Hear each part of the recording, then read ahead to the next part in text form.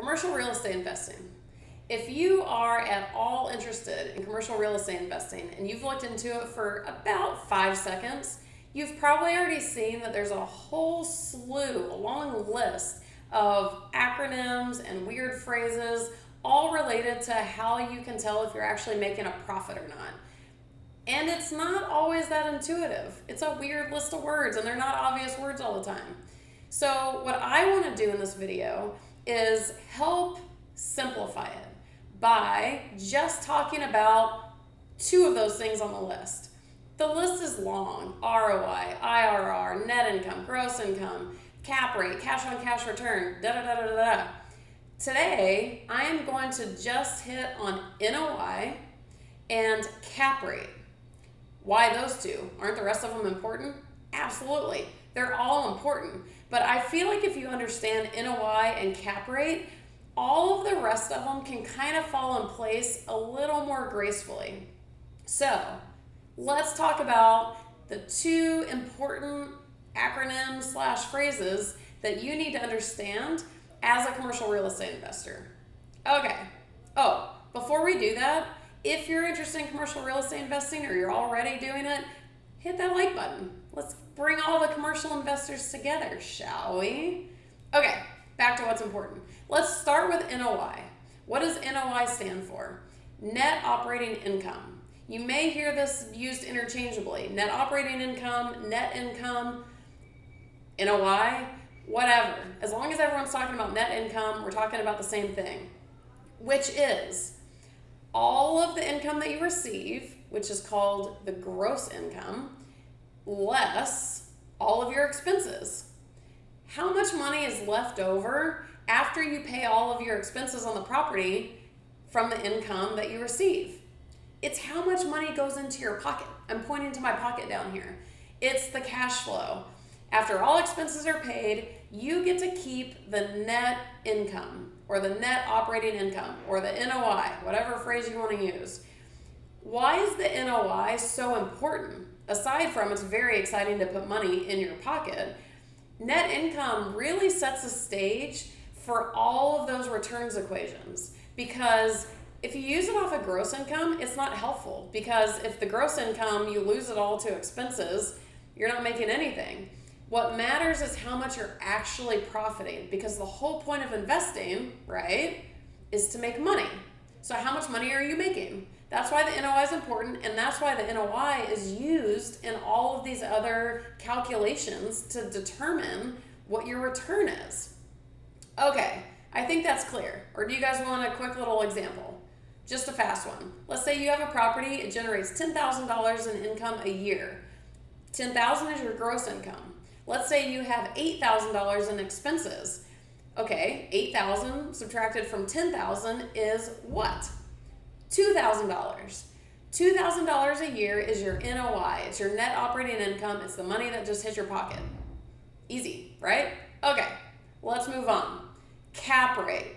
Okay, I don't know where people get these words from. Cap rate is short for capitalization rate. And if you ask me the dictionary.com definition of capitalization in this context, I can't tell it to you. I don't know where the word came from. I don't even know what it means. But what I do know is how it is used to determine your return and how it's used in real estate. So that's what I'm going to hit on. I don't care what the dictionary says. Here's what you need to know about the cap rate. The cap rate is the rate of return based on the income generated by the property. Okay, still a little foreignese, yeah? Okay, let me put it more simply. The cap rate measures the relationship between the price of the property and the income that it generates. Now we're talking in better terms. Now we're understanding. Okay, now we know what we care about is how much income this property is making versus how much you have to pay to get the property.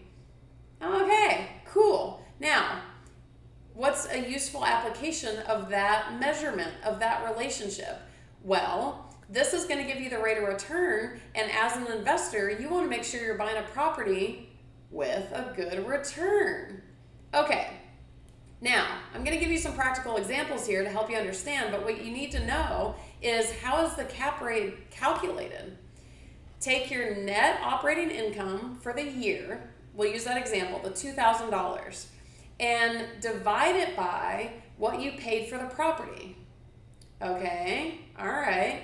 So let's say, let me give you some more simple numbers. Let's say you pay $1 million for a commercial real estate property, and this property gives you a net income of $1,000 a year.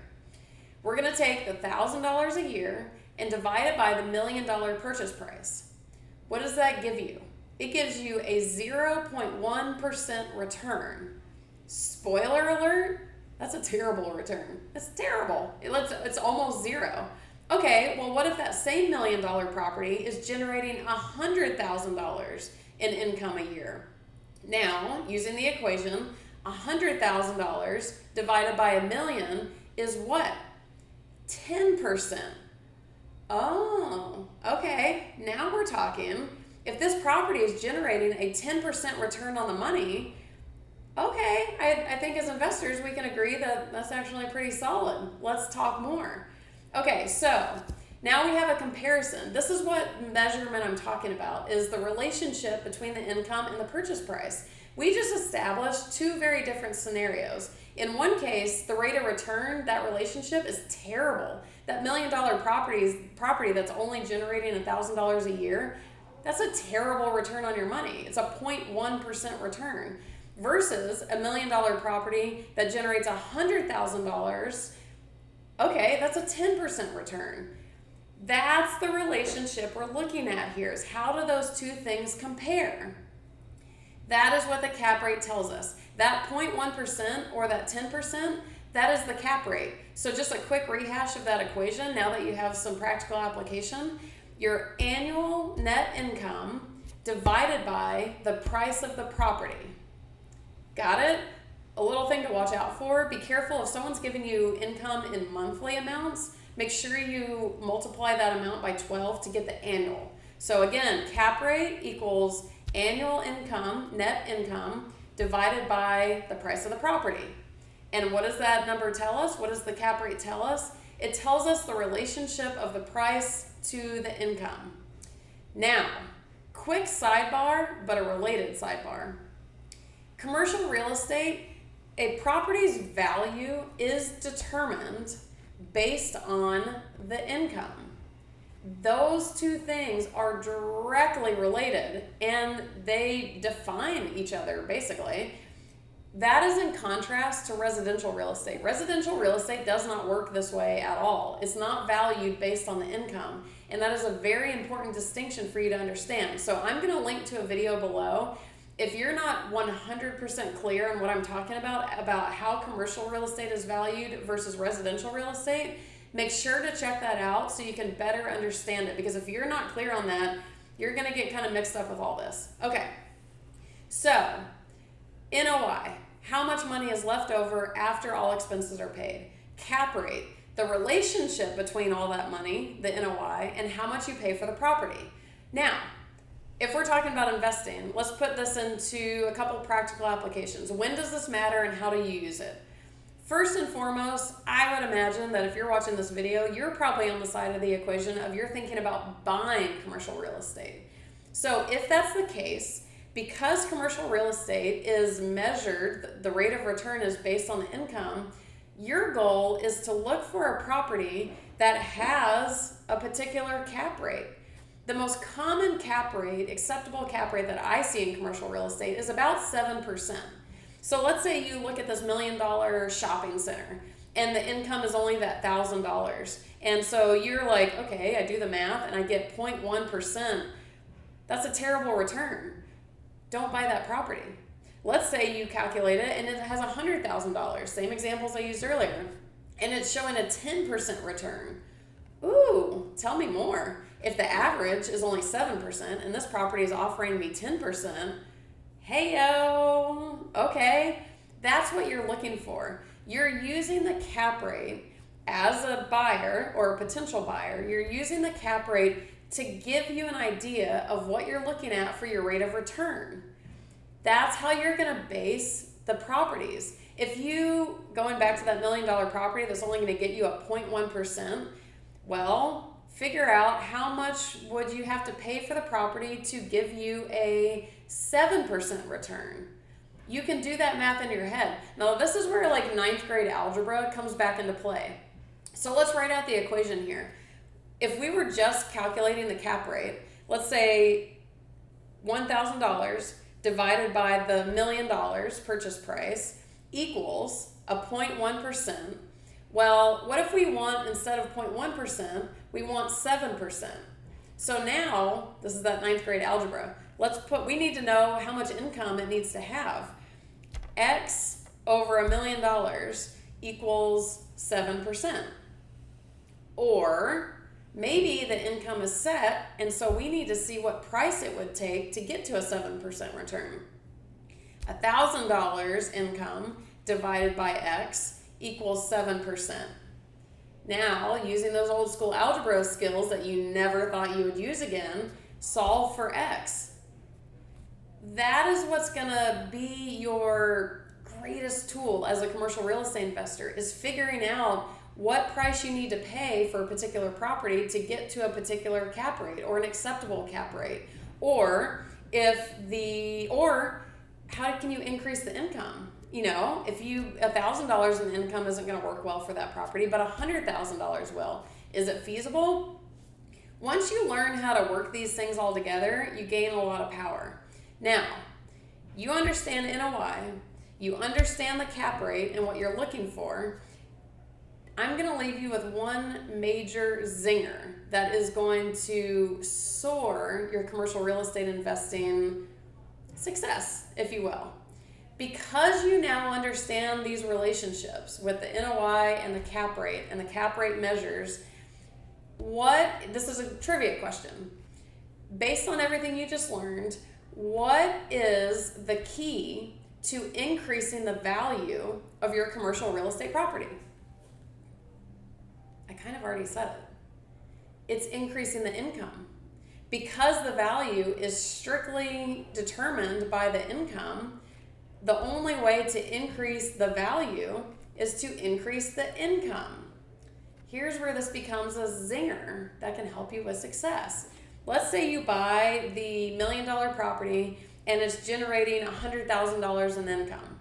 So you have a 10% cap rate, which is phenomenal, by the way. But you're like, hey, I don't want my property to be worth $1 million. What's it going to take for it to be worth $1.2 million?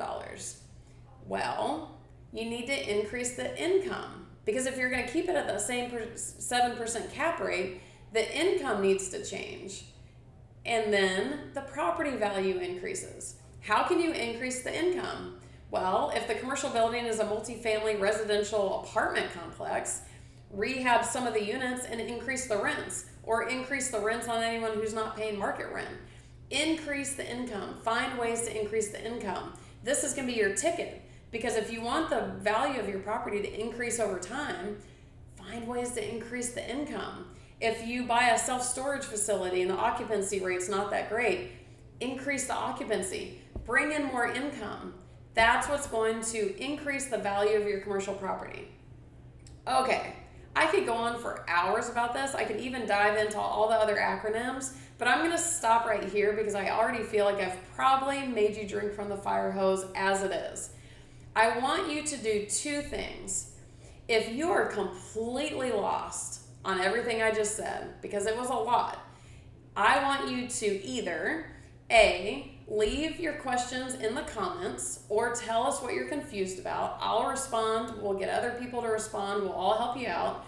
Or reach out to me directly and let me help you as a coach. I offer coaching. This is what I do. So if you're just lost and you can't figure out which way is up, I will help you.